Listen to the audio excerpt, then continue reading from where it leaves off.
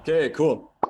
So let's actually get started now. I'm happy that a couple of guys and girls are joining today to learn something about nutrition. And nutrition, I think, is one of the most underestimated topics in terms of optimizing cognitive performance. And I think nutrition can be something that can be really, really impactful in a negative way, as well as really impactful in a positive way, especially for people who haven't been eating healthily previously. So that's why I think it's one of the major topics we have to talk about. And that's why we made a whole 1 hour lecture today about it that is clearly designed to optimize health. And by optimizing health, we also optimize for actual poker performance. Because cognitive performance only works when we have actual health. Or we have some luck, obviously.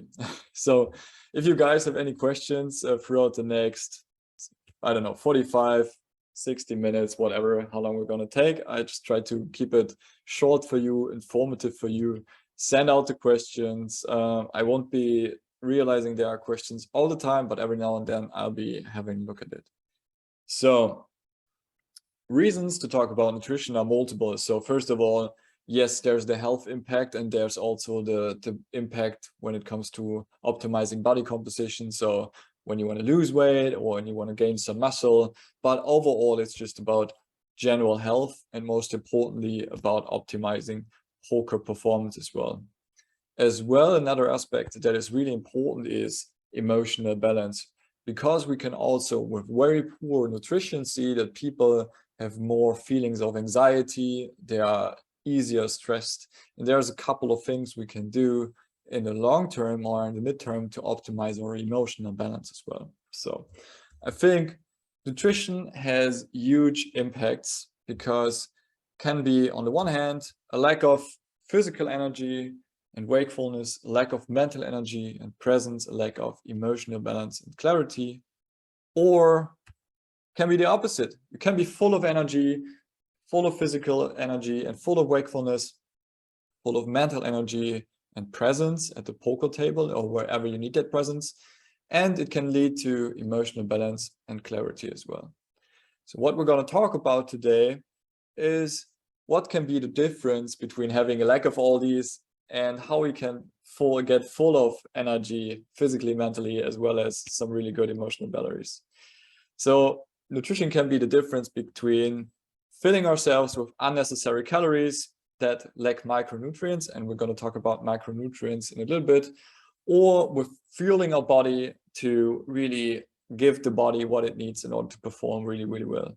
So it can also be the difference between a blood sugar roller coaster, where we constantly put sugar into our body and have it go up and down and up and down, leaving us with cravings and just levels of anxiety that we really can't use in a good manner when we're playing poker at tables.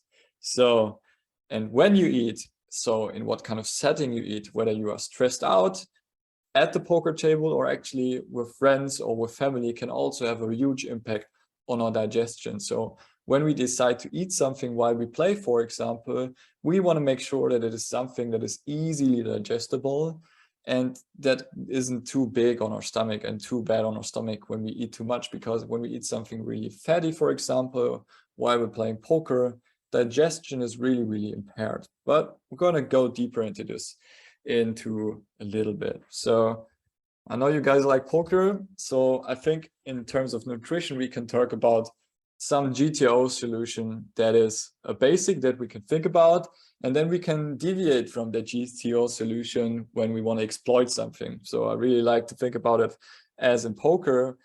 There are a couple of things that are GTO that make us really, really healthy, and everyone should consider doing them. And then there are a couple of things that we realize are helpful when we have certain goals, like building muscle, when we want to optimize our body composition, and that mostly means, for most people, hopefully, losing body fat and building a bit of muscle. But there's also the part of optimizing cognitive performance, as well as longevity. Longevity is something that we're going to not go too deep in today, but I think it's a really interesting and important topic as well, but it includes a lot of not eating food, to be honest. So when we think about living for a longer time, we came to realize, or researchers come to realize, okay, food restriction, calorie restriction actually is really, really good for mitochondria, for longevity, and it also impact or starts or kickstarts a process that is called apoptosis, which basically means digestion and recycling of old cells that are not useful anymore. And that process makes us live longer, actually. Really, I'm not kidding. Research is showing it. But first of all, what we're going to talk about today is the GTO solution. So what things we can do. And we're going to talk about 5 different things. And I try to make it easy and not go into deep and make it applicable for you, and also think about how you can implement it into your everyday life. So the first rule is called eat real food. Eat real food.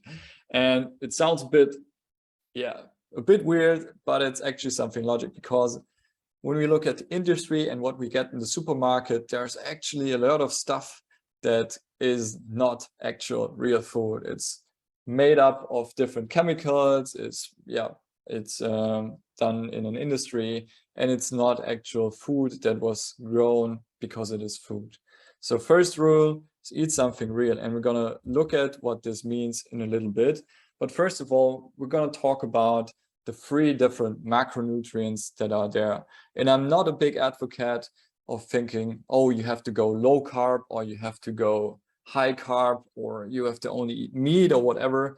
Because when we look at nature's peoples who are still really, really healthy, they all have very different distributions in terms of carbohydrates, fats, and protein. It's more about focusing what we are actually eating, and that is the food. So when we look at carbohydrates, we want to really make sure that we get most of our carbohydrates from plants and from fruits and from vegetables. So those are the most healthy sources. They are rich in micronutrients, meaning minerals, vitamins, and trace elements, actually stuff that we need in our body, and they have a lower calorie density. Unless we want to really gain weight, those are the solutions we want to go for. So carbohydrates, good effective source of energy, especially during physical performance, can also sometimes be helpful for cognitive performance as well. And the further we break down these carbohydrates into sugars, the more, or the quicker digested they are, and the more complex they are, like in the plants that you can see there, the less impact it has on our blood sugar and the longer it takes for us to digest them. Then second of all, we have fat, and most of the fat can be found in animal products, but a lot of fat can also be found in plant products like olive oil, avocado, nuts, and these kinds of things. But we can also see a big part of it in dairy products, for example, but mostly in fatty fish. It's really good energy stores in the cell, and we are amazing at storing fat in our body, which we can see in America, but also in other industrialized parts of the world as well. And it is a huge problem that we are able to store the fat that long. It had a huge advantage back in the day when food wasn't there the whole time, but when we had an absence of food every now and then. But now that we can store energy in form of fat, when there are fridges that are full of food, when there's food in the supermarket everywhere, and our brain is designed to get the calories in, it can have a detrimental negative impact on our body. But fat is really important as well. It builds our steroid hormones. So we need that in order for our hormonal messaging to work in a way as well. We cannot only derive that fat from the food, but we can also derive it in our own body from other sources. And last but not least, we also have protein. And protein is built up of amino acids, and some of that are essential. That means that we cannot take them up unless we eat them, so we cannot build them on our own. Then there are some semi-essential amino acids that we can derive from other amino acids, and then there are non-essential amino acids that can be built in our own body. And it's really important macronutrient that we are seeing less and less in our modern nutrition, or modern nutrition that is industrialized. We actually see a higher percentage of carbohydrates and fats. So when we think about stuff like pasta, toast, macaroni, I don't know, all these crazy kinds of foods are really, really high in carbohydrates and fat and really low in protein, for example. And all the industrialized food is also really low in vitamins and minerals. So let's get back to basic and think about, okay, what did we actually evolve to eat? And that is natural foods. And how can we get a little bit closer to that? So there's also a thing that we want to leave out. And that is also the bullshit. It applies to the first rule. I know the first rule is eat real food, but we want to make sure that we also leave out all the bullshit. And here's a little bit of a bummer, but I would leave out that. And I know it's not part of nutrition, but the more we can get rid of alcohol in our everyday lives, the better it would be. The alcohol activates our immune cells in the gut, and that can lead to inflammation. I don't mind a drink every now and then, but drinking more than one drink a day is really, really negative for our gut epithelium and also for our liver and also for our brain. So I really would make sure to limit alcohol or leave it out completely. Second of all, painkillers. I played handball for a really long time.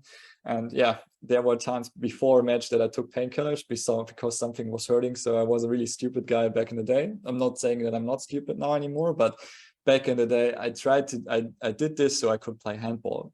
But actually, painkillers actively destroy the intestinal wall, and they activate so-called toll-like receptors, and they can grow negative, or they can have a very negative impact on us. And also the liver has to get rid of all the negative stuff that is in the painkiller. So yes, it kills pain, but it is also very negative for our body.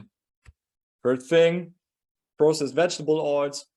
Yes, unless you have a really good olive oil or some cold pressed cool lentil oil linseed oil, for example. Processed vegetable oils that we can see in industries like sunflower, for example, is really full of omega-6 fatty acids and a lot of trans fatty acids that can activate our immune system. So if you like eating salad, get a really nice olive oil and do some dressing with that. And if you're cooking, for example, something that needs to be cooked in a hot manner, try to get some saturated fatty acids from butter, for example, from avocado oil not, you cannot use that, but coconut oil, for example. It's really nice to cook stuff in a really hot manner because the processed vegetable oils, they will oxidize, and that's leading to inflammation. And here's the last thing, leave out all the bullshit. That's the actual bullshit, the junk and the processed foods. And I'm not saying leave out completely, because we all want to eat a pizza every now and then, and we all want to go out and eat an ice cream. But that's really the stuff that we should consume in a limited manner. And I was talking about the macronutrient distribution before we got started. And let's look at some of these distributions. Now we're talking about solver kind of things. Looks a bit like solver, like fold, call, race, but it's not.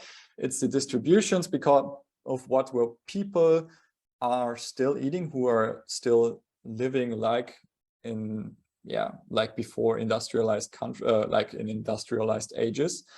For example, when we look at Australian Aborigines who are still living in Australia like they were a couple of 100 years ago or thousands of years ago, we see they eat a lot of carbohydrates from plants, they eat fat, and they eat a low amount of protein.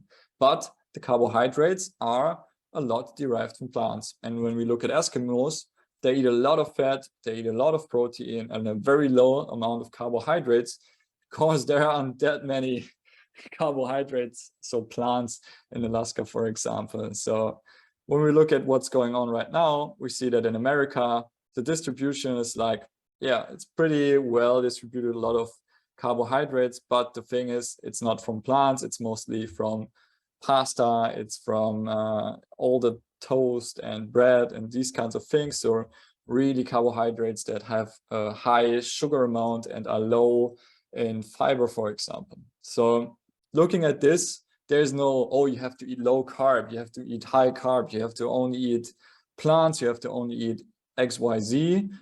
I think there are individual solutions when people want to go into a certain direction, but for the most part, it is about eating natural foods, to be honest, that are not processed in a huge manner.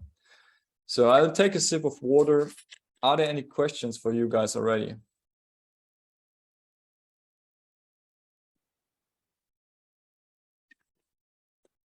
Nope. Oh, there's one. All clear. Got it. No question. Cool. Yeah, feel free to hit me up. And the second thing is, and that has also to do with our modern nutrition and our modern industry is, hang on, prioritize protein. So I said all that and said the distribution doesn't matter, but actually when we want to counterattack what's happening in our modern industry, we want to make sure that we prioritize protein, because in our modern nutrition, a lot of these processed foods don't contain a lot of protein.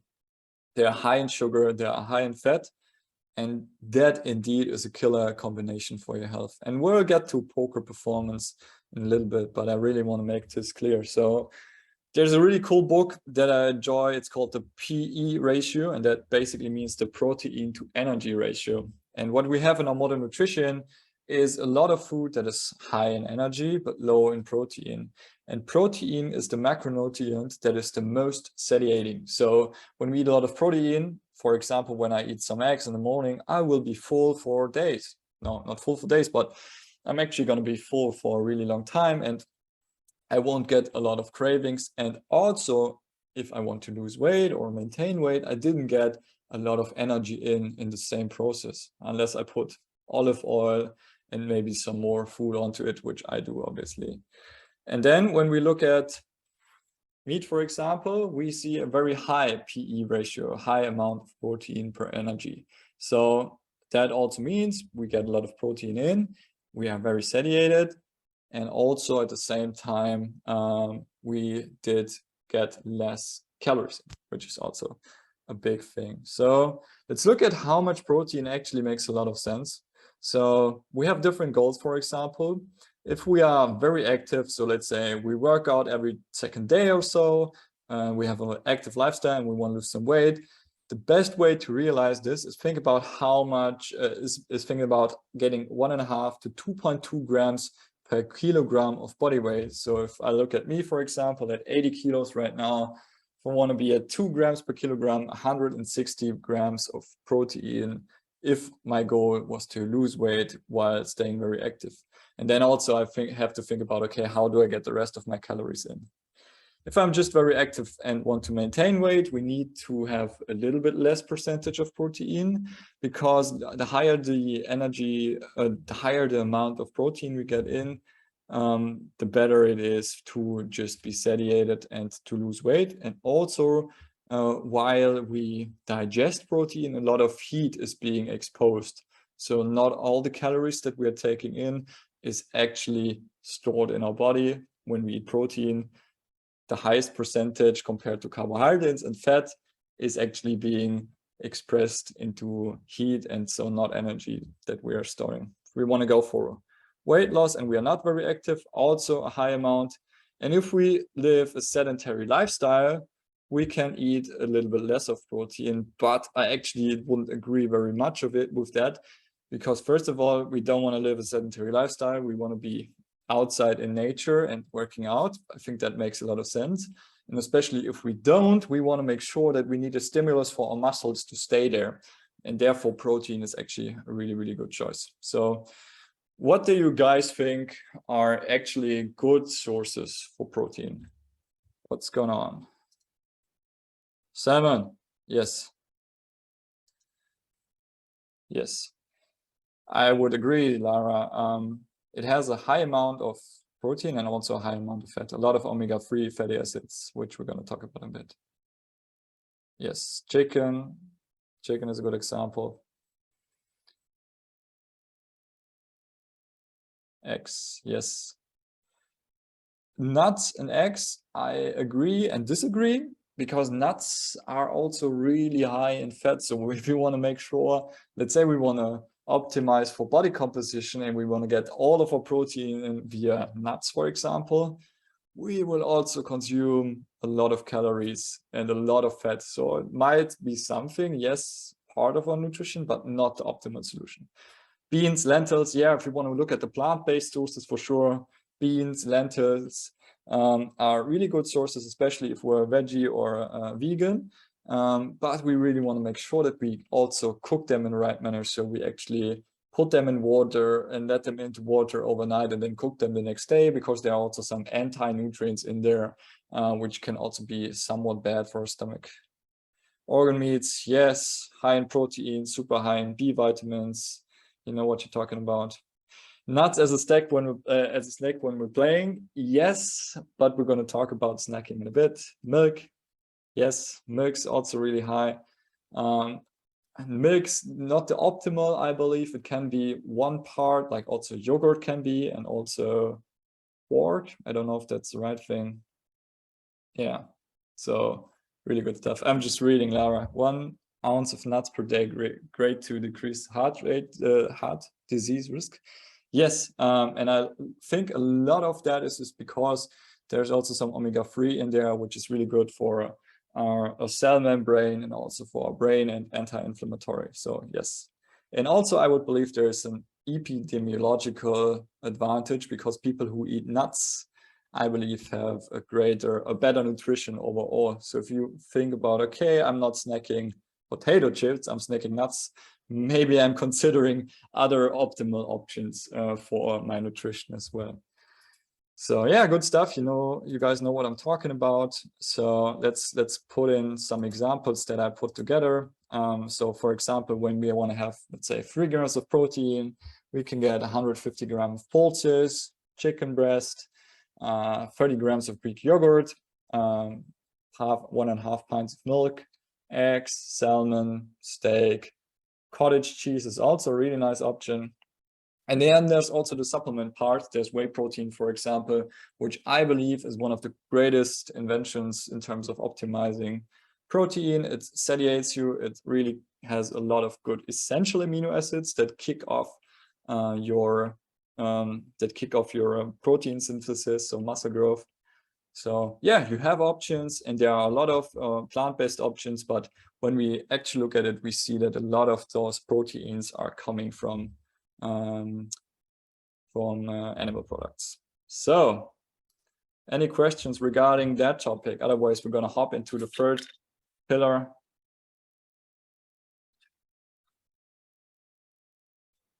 It's probably good. Reading everywhere now that milk is not so good when you grow up. Yes and no, because it's actually really good for growing, because there's a lot of growth hormones in there that are supposed to be for the calf. So if you want to grow and grow big, yes, it can be beneficial. But also when we look at getting a growth stimulus that is not from protein and not from training, it can be also carcinogen. So it can actually promote the risk of cancer. That's why I wouldn't recommend drinking milk there on a daily basis.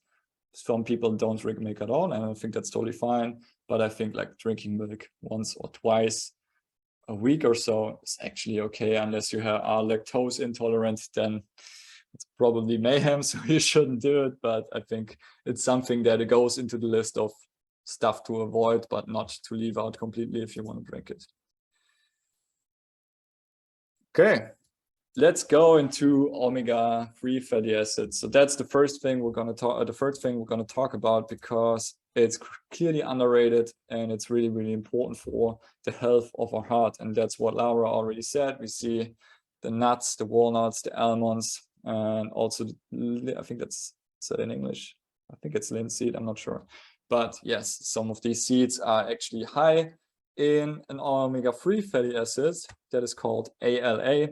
And then there's also EPA, and there's also DHA. And then there are also omega-6 fatty acids, and those are called, for example, linoleic acid or arachidonic acid. And we need both. We only have to think about the balance. When we look at our modern environment, we tend to consume way more omega-6 fatty acids, although omega-3 is essential for multiple functions in our body. And that means same thing with the protein, with the amino acids. Essential means we have to take it up through our nutritions. And omega-3s are essential for our brain growth. So especially when we are growing up, we want to make sure that, first of all, if the mom is still pregnant, we want to make sure that the mom gets a lot of omega-3 fatty acids, and also that children or teenagers get a lot of omega-3 fatty acids because there's a lot of benefits for brain growth. It's also helpful for the regulation of our immune system. It can actually be a stop signal to stop inflammation. And when we have an inflammation in our body, that can also lead to an impaired cognitive performance. So there's a thing called low-grade inflammation actually that's going on, and it's been researched for the last years. And when we have low-grade inflammation, when we feel fatigued, but we really don't know why, this can be one of the reasons. And then omega-3 fatty acids are mostly lacking, and we want to make sure that we get them in.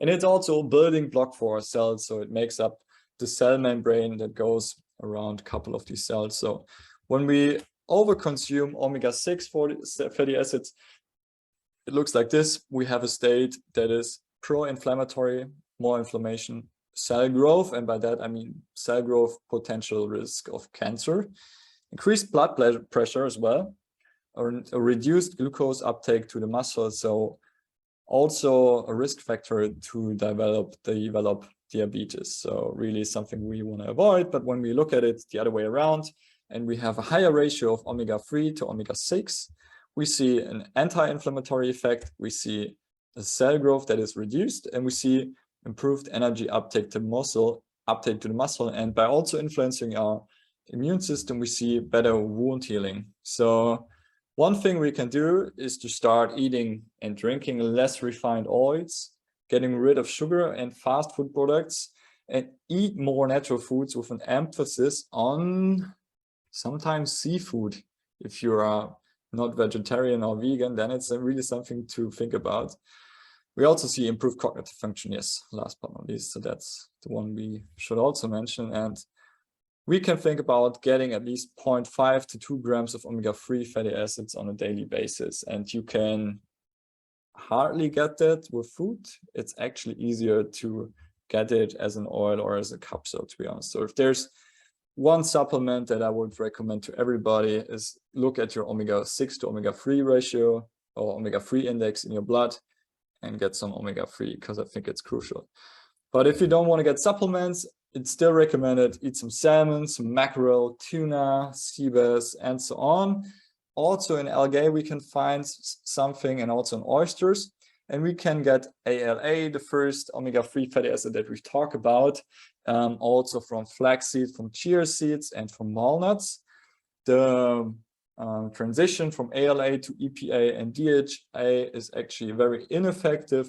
That's why for people who are eating a vegan diet or vegetarian diet, I recommend an algae supplement, for example, or omega-3 supplement, just to make sure to get enough omega-3 in. So you really make sure you get that nutrient.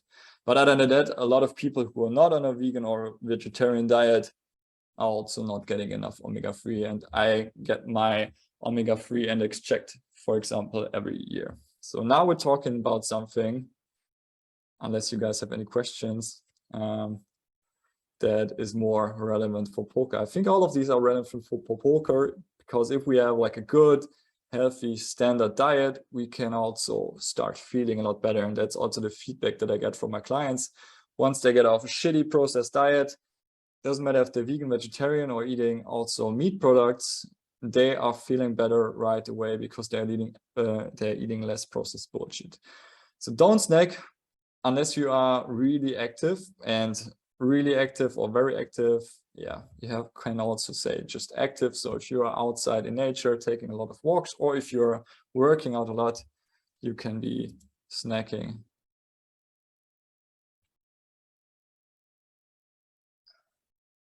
Yes, there we go. Lara knows what she's talking about. So enough omega-3, also with vitamin D, especially for the poker players who are not going out a lot. Vitamin D is also something that I get checked every year in order to make sure I have a good value for that. And if you haven't ever checked your vitamin D and you're tired and fatigued every now and then, talk to your doctor. I'm not a doctor, by the way, I'm a sports scientist, but really make sure omega-3 and vitamin D is really something we want to look at every now and then. So don't snack unless you're very active. And that, I say that because of the influence of the snacking on blood sugar, for example. So when we look at the day like this, that starts sometimes for me, when I work out a lot and I'm busy with like 3-4 meals, but like I rarely have more than 4 meals. But if we look at the example over here, see a breakfast in the morning, we snack, a lunch, second lunch, maybe that happens, a snack, and then also dinner.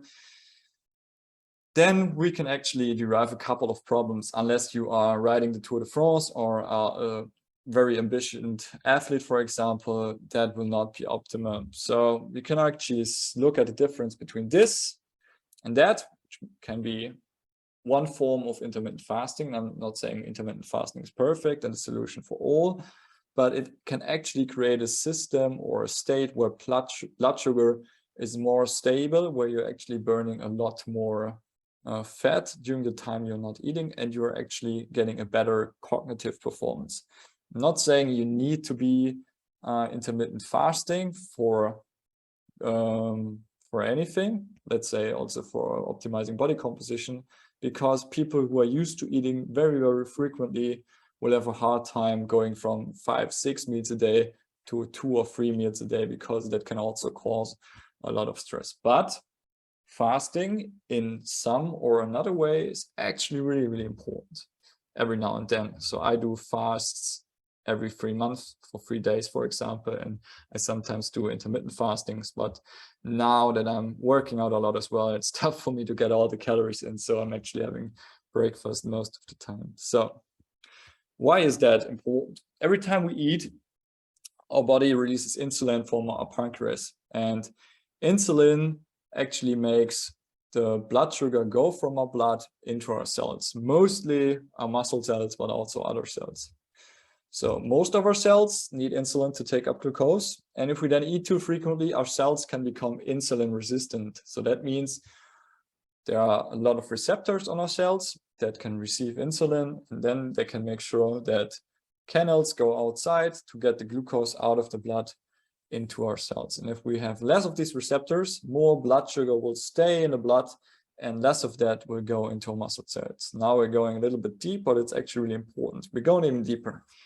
And this can lead to chronically elevated blood sugar, especially if we don't work out, because there's also a way to get glucose into our cells without using insulin, and that is exercise. So if we have a lack of energy in our muscle cells because we worked out, we did some strength training, we played football, or we went for a run, our body can take up the glucose from the blood in a very quick and efficient manner without any insulin. So that works really well.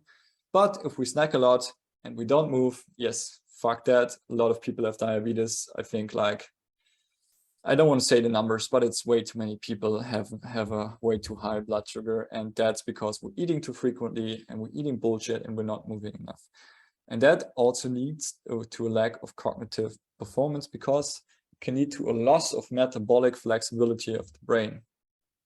Let's look at what happens at the brain, and promise you this will be short, but I think it's important and it's really nice to know.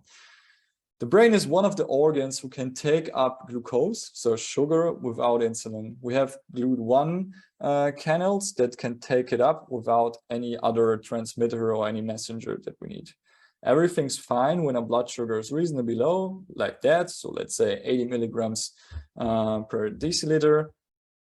And no, liter, sorry, 80 milligrams per liter. Deciliter, I'm not even sure. We have about 4 grams of sugar in our blood. Maybe Laura knows what's up. Deciliter, right?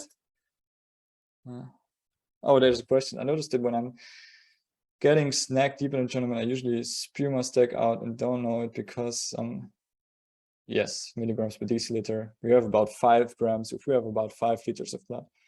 Some physical, chemical process, just psychological, something like you're giving yourself a reward before even winning a tournament. Yes, especially if you, I don't know if it has a direct impact on your game, but when you think about sugar, for example, it creates a dopamine spike right before you eat it. And that actually makes you feel good, right? That's why a lot of people, when they're feeling bad, they grab something that is sweet, where there's chocolate or ice cream or whatever. It actually makes you feel good. Maybe it can also be the blood sugar rising and dropping, and that can lead to a lack of cognitive function. So can be something, but being on that roller coaster of blood sugar during the grind is actually something that I really would avoid.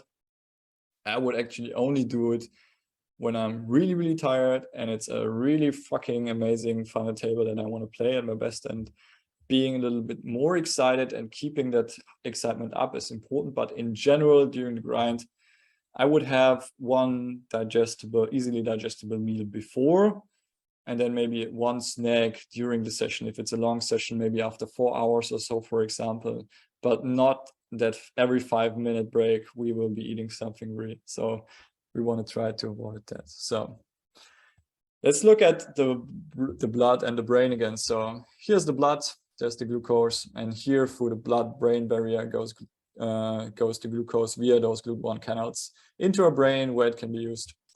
With a low meal frequency and some movement, everything's fine. Blood sugar is relatively low. If we eat frequently, we're gonna see it like this, just more glucose. And what happens is a little bit like with the insulin receptors, we see that there's a lack of GLUT1 canals. What does it mean? The energy uptake or the glucose uptake to our brain is impaired. We lose metabolic flexibility of the brain. When we have a thing that is called neurohypoglycemia, low blood sugar in the brain, so when there is a lack of energy in the brain, we see that people with low amounts of GLUT1 and high amounts of glucose will get anxious, they will get angry, they will have a lack of cognitive performance. So really make sure to stay here. A lot of GLUT1 receptors, low amounts of glucose on average. It's a model, but it's actually the way it is in our brain. When we think about what other sources of energy we can use, then we also have ketone bodies, we also have lactate, and we also have MCTs, transporters, which are getting those ketone bodies and the lactate into our body. Ketone bodies are being produced when we are in a ketogenic state, and that means when we haven't eaten for a while, for example, our liver turns fatty acids into these ketone bodies, and it's a really effective source of energy for our brain. And lactate is something that is produced when we exercise really intensely. So when we sprint, when we do weightlifting, when we play a sports game, for example. We can use these energy sources in our brain as well. So fasting every now and then, and also exercising in a frequent manner, elevates the amount of these MCTs, monocarboxyl transporters. That's the term that I was looking for.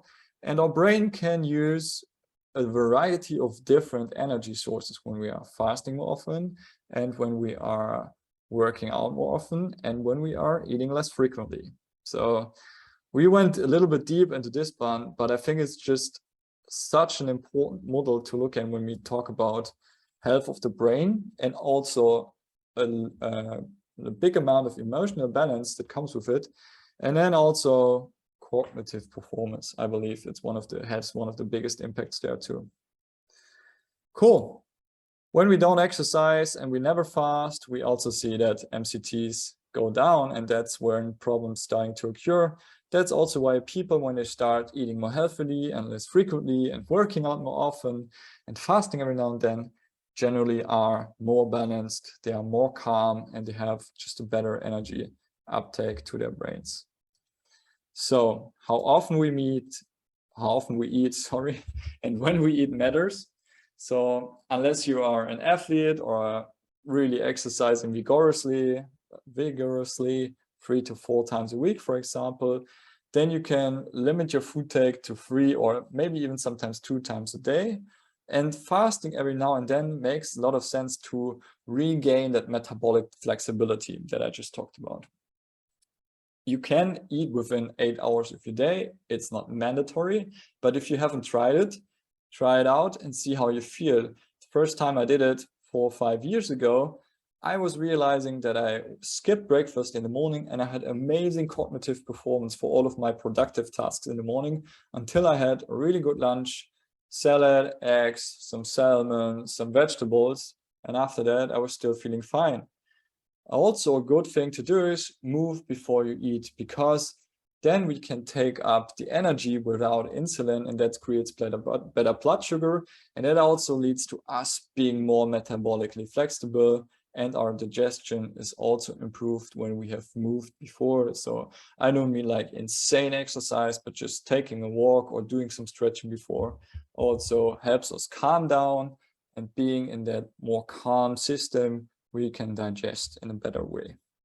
Any questions, guys? Another sip of water is going down.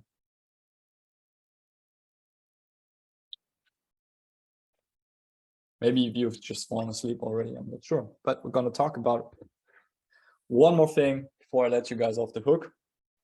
And the last thing is, no.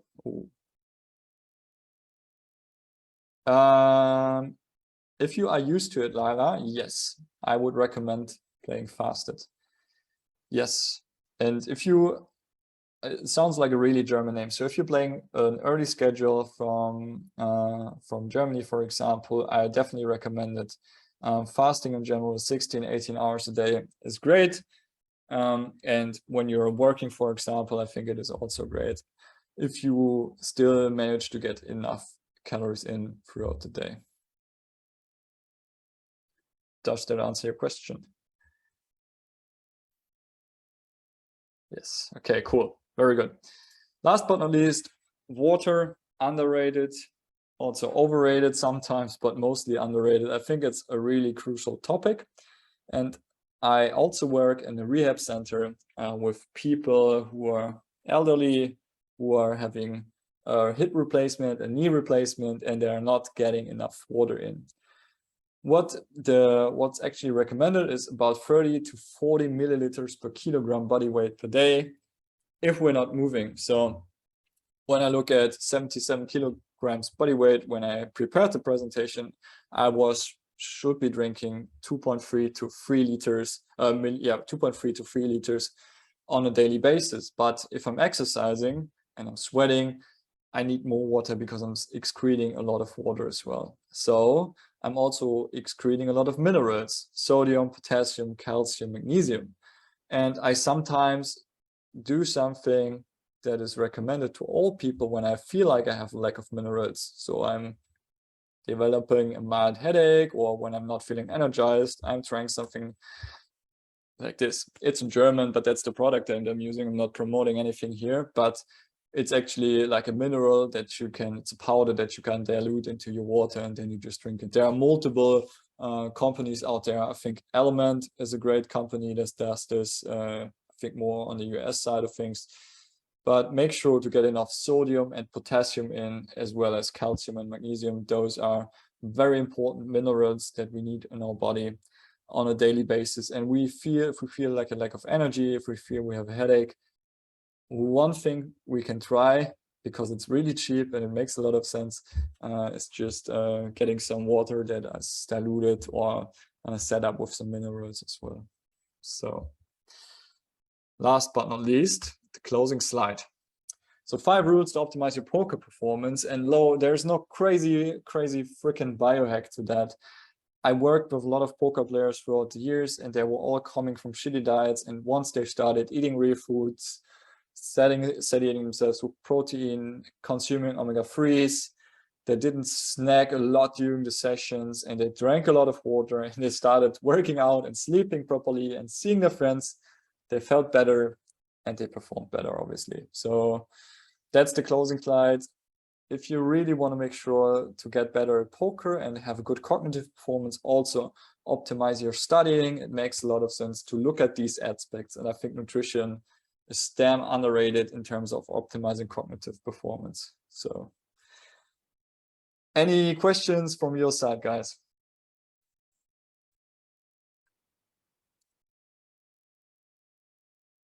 Great stuff. Thanks, Simon. Yeah, nice to have you, Lala.